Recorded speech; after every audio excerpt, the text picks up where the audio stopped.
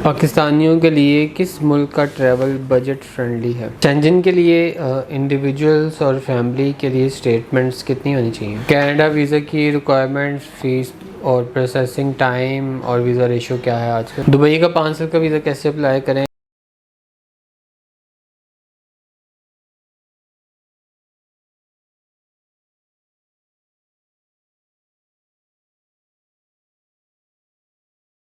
बिस्मिल्लाहिर्रहमानिर्रहीम व तुइज़्ज़ु मन तशा व तुज़िल्लु मन तशा। अस्सलाम वालेकुम। उम्मीद करता हूँ सब देखने वाले खैर खैरियत से होंगे। काफ़ी अर्सा हो गया वीडियो नहीं बना सके जी, मसरूफ़ियत की वजह से। मसरूफ़ियत इस वजह से है कि कभी लाहौर, कभी कराची, कभी इस्लामाबाद और अभी आगे 2 ब्रांचेस जो है वो हम लोग और ओपन कर रहे हैं। इंशाअल्लाह ताला जल्दी आप लोगों को उसके बारे में भी पता चल जाएगा। तो इस वजह से मसरूफ़ियत काफ़ी ज़्यादा हुई है। तो आज जो है कुछ मेरी टीम ने क्वेश्चन इकट्ठे किए हुए थे, तो सोचा उस पर जो है मैं आप लोगों को जवाब दे दूं। चले स्टार्ट करते हैं जी। जुनैद साहब बताइएगा सबसे पहले क्या क्यूरी है? पाकिस्तानियों के लिए किस मुल्क का ट्रैवल बजट फ्रेंडली है? ट्रैवल बजट फ्रेंडली ये आप पे डिपेंड कर रहा होता है कि आपने कौन सी कंट्री के लिए जा रहे हैं। छोटे कंट्रीज़ में जा रहे हैं, बड़े कंट्री में जा रहे हैं। और फिर दूसरी बात ये होती है, मैं अक्सर ये कहता होता हूँ, देखिए एक ही एयरलाइन है, आप उस एयरलाइन में एक अगर इकॉनमी की टिकट ले रहे हैं उसकी प्राइस और है, और बिज़नेस में या फर्स्ट क्लास में जा रहे हैं उसकी प्राइस और है। आप होटल में जो है 3 स्टार में रह रहे हैं, इकॉनमी में रह रहे हैं, उसकी प्राइस और है। अब आप एक्सपेंडिचर कैसे करते हैं, आप जो है वो वहाँ की लोकल ट्रांसपोर्ट यूज़ करते हैं या कैब यूज़ करते हैं, तो इसलिए आप बजट फ्रेंडली किसी कंट्री को भी नहीं कह सकते। ये आप पे डिपेंड करता है कि आप उसको किस तरह लेके चलते हैं। आप चाहे जितने भी पैसे लगाना चाहे तो अज़रबैजान में भी आप इस्तेमाल कर सकते हैं उसको, ठीक है, यूज़ कर सकते हैं, और उसी बजट के अंदर आप यूके भी ट्रैवल कर सकते हैं। तो इसलिए ये कोई इस पर कोई स्टेटमेंट नहीं दी जा सकती कि इतने बजट के अंदर आप जो है वो ये फ्रेंडली मुल्क है जो बजट फ्रेंडली है जहाँ पे आप जाके कर सकते हैं ट्रैवल। शेंजन के लिए इंडिविजुअल्स और फैमिली के लिए स्टेटमेंट्स कितनी होनी चाहिए? देखिए, शेंजन के लिए आपको इंडिविजुअल स्टेटमेंट, आप शेंजन के लिए अगर अप्लाई कर रहे हैं तो मेरी जो रिकमेंडेशन है वो 1.5 to 2 मिलियन के करीब आप सिंगल जो है पर्सन के लिए स्टेटमेंट होनी चाहिए।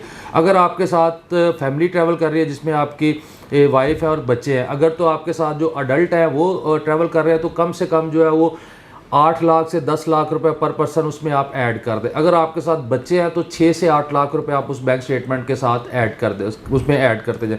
सपोज करते हैं एक हस्बैंड और वाइफ हैं, हस्बैंड के लिए 15 से 20 लाख रुपए बैंक स्टेटमेंट शेंजन में इनफ है। आप वाइफ उनके साथ ऐड कर लें, आप 8 लाख रुपए आप उनका ऐड कर दें। इसका मतलब हो गया तकरीबन 2.2 to 2.5 मिलियन 2 लोगों के। अब उसके साथ उनके साथ बच्चे हैं तो आप 6 से 8 लाख रुपए बच्चों का भी आप उसमें ऐड कर लें। अब 3 बच्चे अगर हम कर देते हैं तो 1.8 मिलियन ये उसमें ऐड हो जाता है। ये एक सिंपल सी कैलकुलेशन है, ये कोई एग्जैक्ट में नहीं आ जाता, मगर ये है कि जो एक सफिशिएंट बैलेंस होता है एक वीज़ा अप्लाई करने के लिए शेंजन के लिए फैमिली के लिए, वो इतना बैलेंस इस तरह आप उसको मेनटेन कर सकते हैं और करना चाहिए आपको। कनाडा वीज़ा की रिक्वायरमेंट्स, फ़ीस और प्रोसेसिंग टाइम और वीज़ा रेशो क्या है आजकल? कनाडा की वीज़ा रेशो अच्छी है उन लोगों के लिए जिनके प्रोफाइल उसके कनाडा के अकॉर्डिंग है, ठीक है। मैं ज़्यादा जो प्रेफर कर रहा हूँ कनाडा को, मैं करता हूँ कैन प्लस कैटेगरी में, कि आप कैन प्लस कैटेगरी में अप्लाई करें, उसमें वीज़ा चांसेस आपके ज़्यादा अच्छे होते हैं, ठीक है। कनाडा का प्रोसेसिंग टाइम, अभी हमारा रिसेंटली एक वीज़ा लग गया, वो तकरीबन 14 डेज़ के अंदर है। जिस दिन उनकी बायोमेट्रिक हुई है 14 दिन के अंदर वो वीज़ा कनाडा का अप्रूव हुआ है। वो आपको मेरे चैनल पे वीडियो मिल जाएगी, यहाँ अभी पोस्ट नहीं हुई होगी। तो 14 दिन का जो है कनाडा का प्रोसेसिंग टाइम में जो है वीज़ा लग गया। और प्रोसेसिंग टाइम तकरीबन इतना ही है इसका, 18 दिन, 21 दिन, 3 हफ्ते, 4 हफ्ते के अंदर मैक्सिमम जवाब आ रहा है। बायोमेट्रिक आपके 3-4 दिन में आ जाती है। डॉक्यूमेंट में आपके passport, CNI, CFR, CNTN, tax return, bank statement है, अकाउंट मेंटेनेंस लेटर, अगर आप सैलरीड हैं तो उसमें सैलरी स्लिप और NOC आ जाता है। और फीस इसकी 185 कैनेडियन डॉलर्स है, जिसमें आपकी बायोमेट्रिक और एम्बेसी फीस है। $100 जो है वो एम्बेसी फीस है और 85 जो है वो आपके बायोमेट्रिक के कैनेडियन डॉलर वो फीस है। और 2 से 3 हफ्ते, 4 हफ्ते प्रोसेसिंग टाइम है कनाडा का। वीज़ा रेशो भी अच्छी है उन लोगों के लिए, मैं फिर बात कर रहा हूँ उन लोगों के लिए जिनके प्रोफाइल उसके अकॉर्डिंग हैं, ठीक है। जैसे आपने कोई 5 आइज़ में कोई कंट्रीज़ अगर विज़िट किए हुए हैं तो फिर आपकी वीज़ा रेशो बहुत अच्छी है उसके लिए।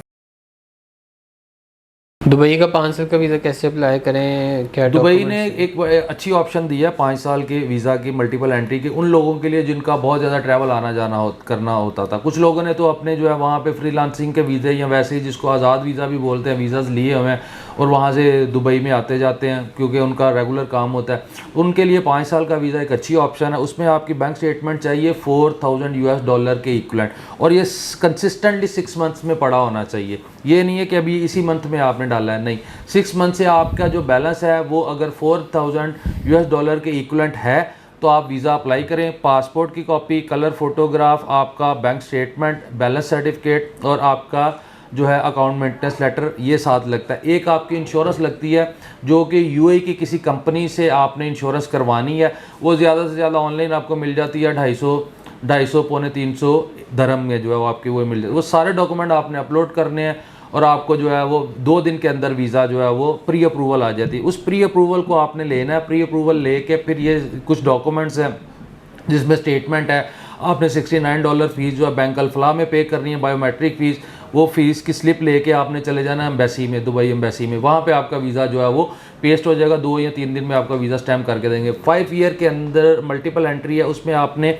जो है एक दफ़ा के टेन्योर में आप जो है वो 90 डेज़ वहाँ पे स्टे कर सकते हैं, 90 दिन आप रह सकते हैं।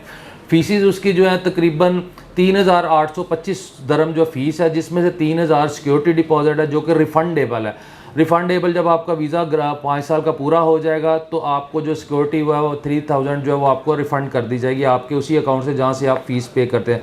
तो कोशिश आपने ये करनी है कि आपने अपने कार्ड से फ़ीस पे करनी है, क्योंकि अगर आप किसी और के कार्ड से पे करेंगे तो वो पैसे जो है वो उस कार्ड में रिफ़ंड होंगे। ठीक है, अब आपने उसकी अगर आपका वीज़ा जो है ग्रांट हो जाता है तो फिर ये आपके पैसे इसमें चले जाएंगे और 3000 आपका उस वक्त रिटर्न होगा जब आपकी वीज़ा ख़त्म हो जाएगा। इन केस आपके वीज़ा की अगर रिजेक्शन आ जाती है किसी भी वजह से तो उसमें से 3500 जो वो आपको रिटर्न होंगे। 325 दरम, 325 दरम एक ये और एक इंश्योरेंस जो आपने पे की होगी, वो दोनों पैसे जो है वो ज़ाया हो जाएंगे।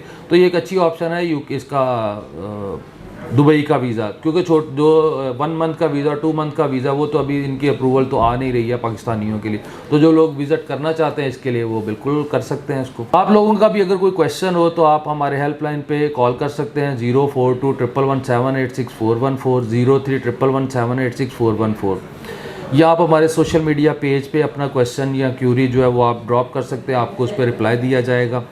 आप अगर कोई क्वेश्चन, ज़्यादा से ज़्यादा लोग क्वेश्चन पूछेंगे तो उससे ये अच्छा होता है कि हम लोग उस क्वेश्चन पे फिर जो है ना एक वीडियो बना देते हैं, मुकम्मल वीडियो बना देते हैं, जिससे जो है बाकी लोगों की भी रहनुमाई हो जाती है। आप लोग हमारे हेल्पलाइन पे कॉल कर सकते हैं, नंबर वही है 1117864140। एक कोड जो है 042 से स्टार्ट होता है और एक 03 से। जो लोग ऑफिस नहीं आ सकते, इसी नंबर पे व्हाट्सएप बने हुए हैं, आप लोग अपने क्यूरीज जो है वो हमें व्हाट्सएप कर सकते हैं। अपने डॉक्यूमेंट्स हमारे व्हाट्सएप नंबर पे शेयर कर सकते हैं। आपके डॉक्यूमेंट मेरी टीम मुझे दिखाएगी और मैं उस पर सजेशन दूंगा कि कौन सी कंट्री के लिए आपको वीज़ा अप्लाई करना चाहिए। हमारा ऑफिस जो है लाहौर में वहदत रोड मुस्लिम टाउन मोड़ पे है एक ऑफिस जो है। इसके अलावा हमारी कोई दूसरा ऑफिस, कोई ब्रांच, कोई नया और पुराना ऑफिस लाहौर में नहीं है। वहदत रोड मुस्लिम टाउन मोड़ पे बाबाज ट्रैवल एंड टूर्स का जो है ऑफिस है। एक ऑफिस हमारा कराची में DHA फेज़ 2 में है और एक ऑफिस हमारा G11 मरकज़ में इस्लामाबाद में। तीनों ऑफिस में डिफरेंट डेज में डिफरेंट टाइमिंग में मैं अवेलेबल हूँ। जो लोग आना चाहते हैं, मुलाकात करना चाहते हैं, वो लोग आ सकते हैं। 12 बजे से लेकर शाम 6 बजे तक मैं अवेलेबल होता हूँ। बस आते हुए अपने डॉक्यूमेंट्स अपने साथ रखा करें ताकि आपके डॉक्यूमेंट्स को देख के मैं आपको सजेस्ट कर सकूँ कि कौन सी कंट्री का वीज़ा अप्लाई करना चाहिए। अपना बहुत ज़्यादा ख्याल रखिएगा। Thank you so much. अल्लाह हाफिज़।